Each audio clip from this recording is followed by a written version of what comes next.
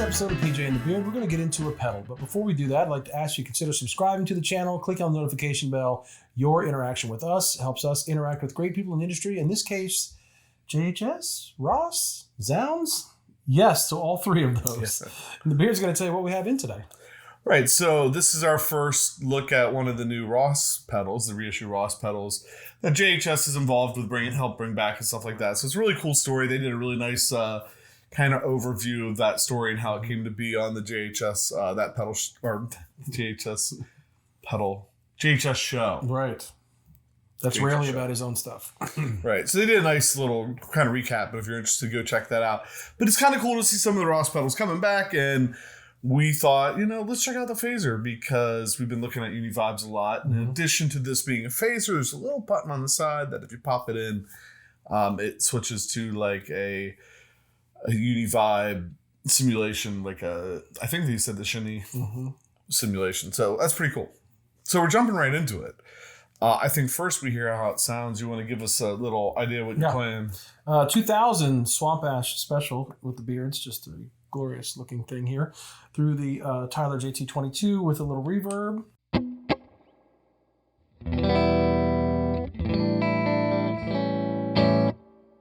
So literally, we're going to turn it on, twist some knobs, let them play, and then at some point you'll see me reach around. You might not see, because you can't see the side of the pedal. Right. But I'll try to indicate when I flip on the vibe pedal for you so you'll know. I'll tell you what, I'll turn off the phaser, flip on the vibe, and turn it back on so you know it's gone to uni-vibe. There's your cue. There will be a quiz.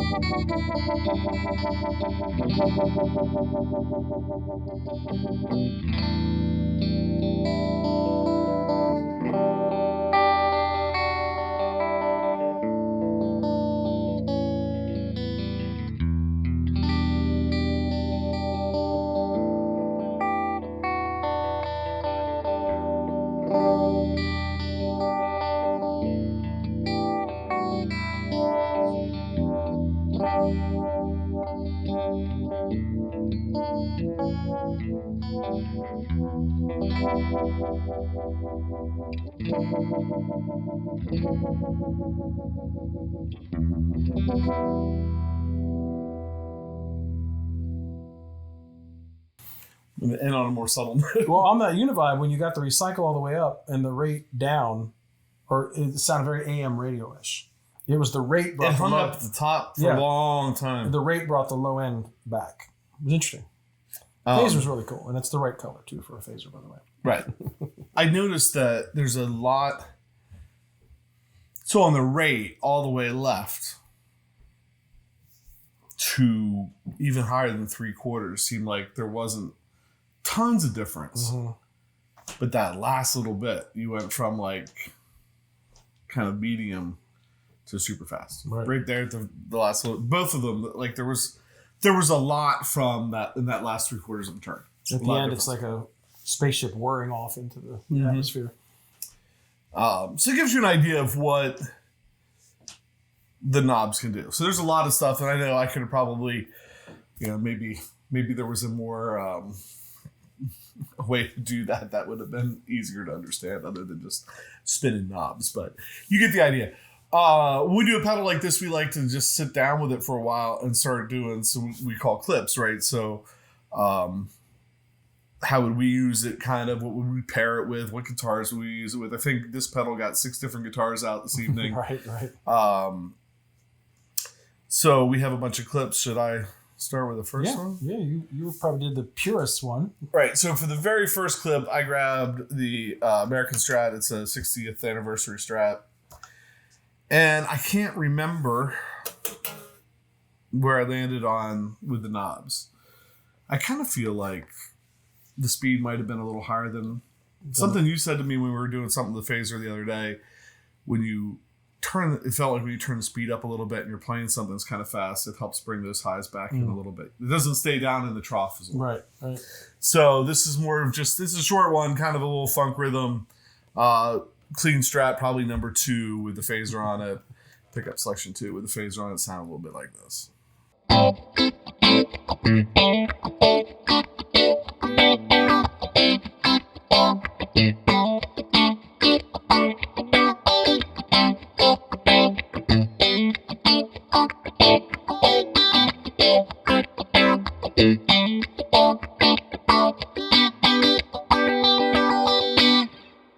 All right, so for my clip, I didn't stray too far off the reservation either. I got an S-type guitar, in this case the Silver Sky SE.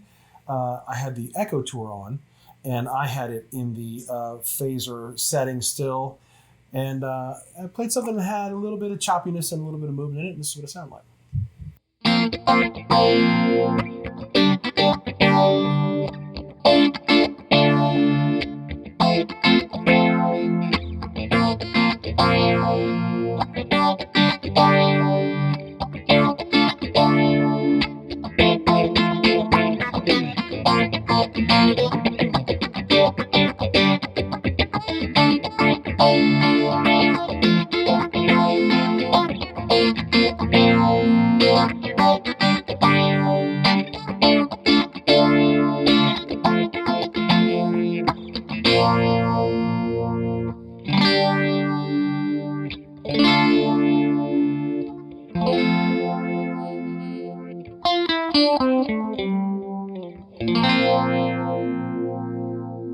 So I've never really been a phaser guy, but have found myself using one a little bit more recently. And a lot of times on like those first 2 clips, what you played and what I played, that's kind of the time, especially if it's a clean guitar and there's nothing on it. And I'm just kind of sitting in the back chugging those chords like in that last clip you did. I might click the phaser on just to kind of give it a little bit of whatever.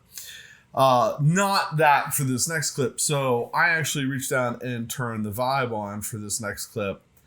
And we've done 2 videos recently, one on the Epiphone Special, Les Paul Special, and one on this guitar, the Gibson Les Paul Special, and why we still have this on loans for a little bit. Wanted to pull it back out, and I figured, well, in both of those, I ran them into a vibe along with the Special Cranker, upside down cranker, from Earthquaker, and just played this. So I thought this would be interesting because you could always go back and look at the Les Paul video and hear what it sounds like into this was done into the RFL Real Vibe, which is a pretty faithful replication, and then compare that to the simulation they've put into the Ross pedal. Anyway, here's what it sounds like.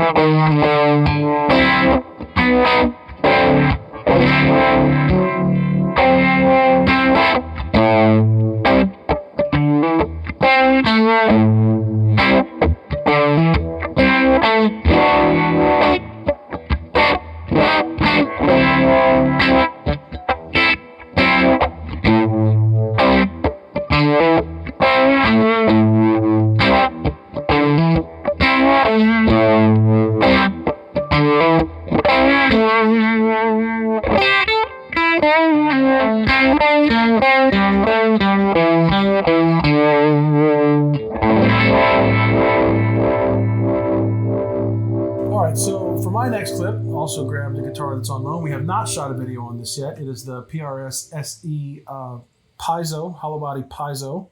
I'm enjoying it so far. I had it had the direct drive in front of the Ross with the Echo Tour on the back end. I had the drive down pretty low, but I wanted to kind of, you know, bang through some rock and roll type chords and see what happened. And here it is.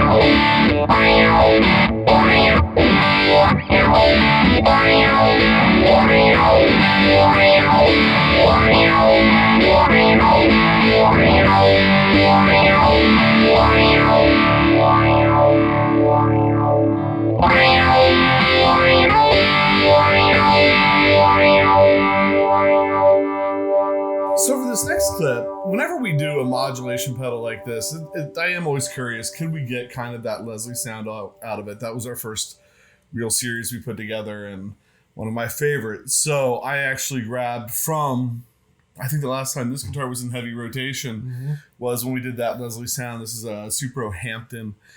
So I grabbed that and tried to set up the vibe pedal part of it like a Leslie. You know, could I comp that a little bit, right, and then reach down and hit it to the phaser and try to get, I think you'll see me turn one of the knobs to see if we can get it to sound little Leslie-ish. I think one of them sounds more like a Leslie than the other. We'll see what you think.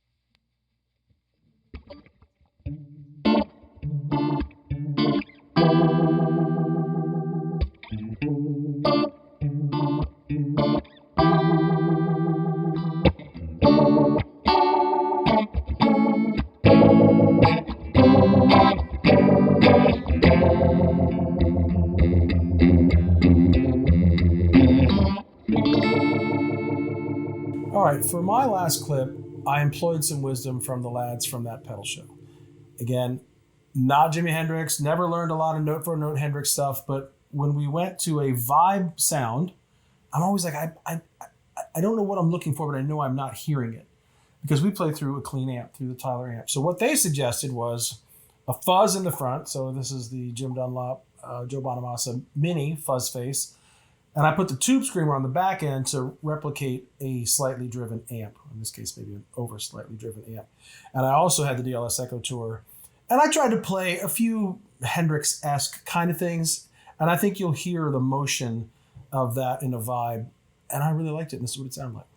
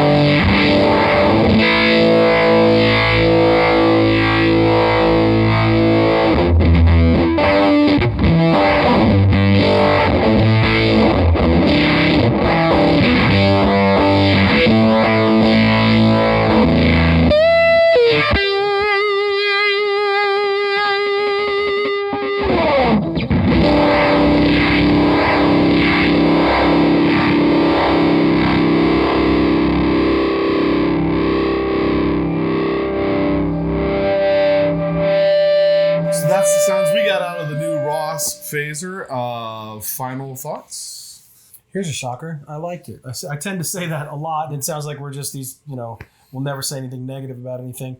I thought it was a really interesting pedal. For one, it had the two modes on it. You could do a phaser or a uni-vibe, which I have a phase 90. So at one point in my life, I used a phase 90. I never really used uni-vibe until we started this. And so I've kind of grown to like them, and they're all, modulation pedals and have a different spot. But I really like this pedal. I thought the relationship between the rate and the recycle made it pretty flexible. I found when you brought the rate up, it brought some of that depth and warmth back. Like you said, maybe the span wasn't as long.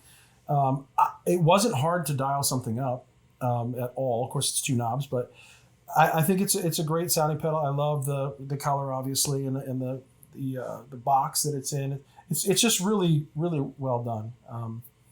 I enjoyed playing it. I didn't look up the price point on this, but there'll be probably an affiliate link in the description. Put a link down below. Yeah. For somebody that never puts a phaser on their board, years ago I had a phase 100, and somewhere between then and when we started this channel, I got rid of the phase 100, and I had that on the board for a little bit, but I just it's been more Leslie pedal for me lately. But recently I've had a phaser and like a multi-effects unit that's the only thing it's on right now. Right? And I've really been digging it. And so this sounds really good. It sounds really good. The vibe sounds good too. I like the phaser better than the vibe probably, but when we tried to fake the Leslie thing, I thought the vibe sounded a little bit better. Right. The vibe is, when you get the speed up and get the intensity or the resonance, what do they call it? Recycle up. It can be really almost, I felt like almost into like a tremolo land or like a tremolo mixed with it or something like that. So I thought, they did a good job. You said earlier, you surprised you like it. Well, keep in mind, we like this stuff. We're getting stuff we're interested in. Right. We're looking for things that we're interested in, and typically we both are interested in something before we get it in. There's been a couple pieces of gear we got in where you're like, I want to try that. I'm like, oh, okay. Or vice versa. But normally it's like, oh, I'm glad you did. So anyway, anything else to add? No, it was fun. It was fun to explore it, and it's just interesting. Like I said, it's got two modes. It could be a multi-use pedal on your board. It was a fun one to sit down here and dial in and play it wasn't around hard. Yeah. So with that, we always take a moment just to say thanks for watching, hitting the subscribe button, clicking the notification bell, leaving comments, any of that stuff. Really, the reason you're doing that is it helps us form these relationships with people like Zzounds and Ross or JHS and continue to get some new cool gear in to share with you. And we really appreciate your support in that way. So with that, I'm PJ on behalf of the beard, reminding you you like that? So there's the tagline. Let's show that again. I'm doing this. He's not going to clip it, but I'm not going to clip it. He's going to leave that right in there. I'm PJ on behalf of the beard, reminding you no matter what thou hears, you never have too much gear.